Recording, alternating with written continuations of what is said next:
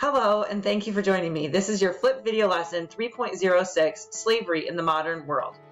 This goes along with your Human Odyssey reading pages 491 to 515, and also goes along with your student guidebook pages 322 to 325. So please make sure that you do have those available and ready to refer to as you are filling in your student guide. Lesson Introduction, Slavery in the Modern World.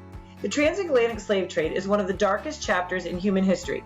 Beginning in the early 16th century, millions of Africans were enslaved and transported to European colonies in the New World.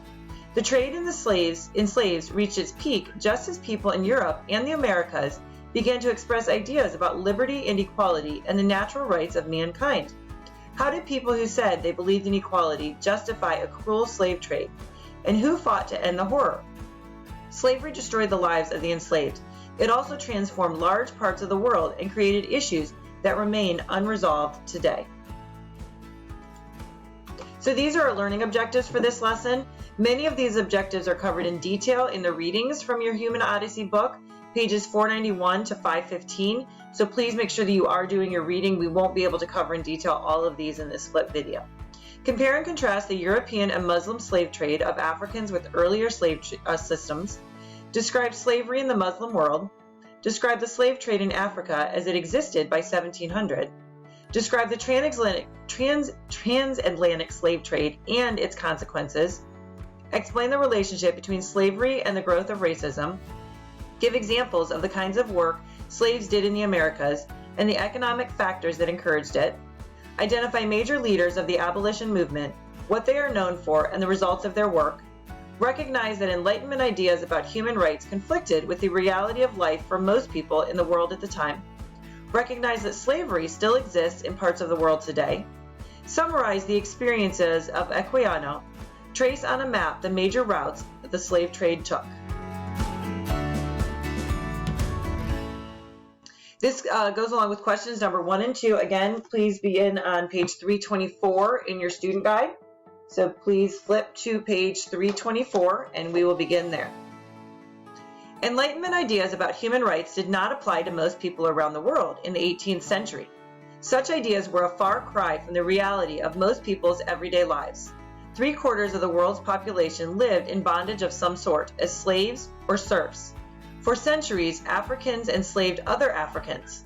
The two later slave trades that transported millions of Africans to distant lands to work were the slave trade to the Muslim world and the transatlantic slave trade. Questions 3, 4, and 5. Slavery.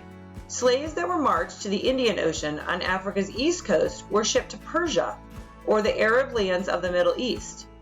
Slaves that were marched to the west coast of Africa were shipped across the Atlantic Ocean to the Americas. Thirst, disease, and exhaustion killed more than 1/3 of the slaves before they even reached the coast. Questions 6 and 7, Sugar and Cotton Production. Most slaves who were shipped to the Americas worked on sugar plantations. The cotton gin made cotton farming profitable and increased the demand for slaves. There were other kinds of work that slaves performed in the Americas. Slaves worked on plantations growing rice, tobacco, and indigo, and some worked as household slaves. Question number 8. Olada Equiano, or Equiano. Equiano was the African slave who wrote an account of his experiences in Africa and the Americas, who eventually bought his freedom from his owner, a British naval officer. Number 9, Racism. The idea of racism helped to strengthen the acceptance of slavery because it was used to teach that some races, such as the Europeans, were superior to other races such as the Africans. We now know that racism is a word that was used to create divide and to misinform.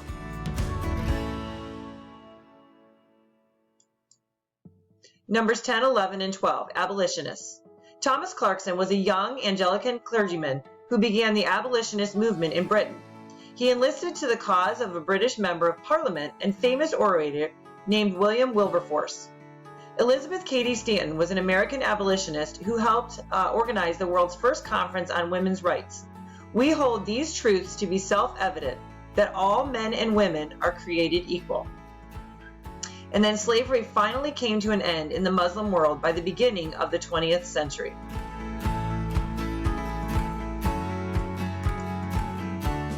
And we come to the end of this flip video lesson.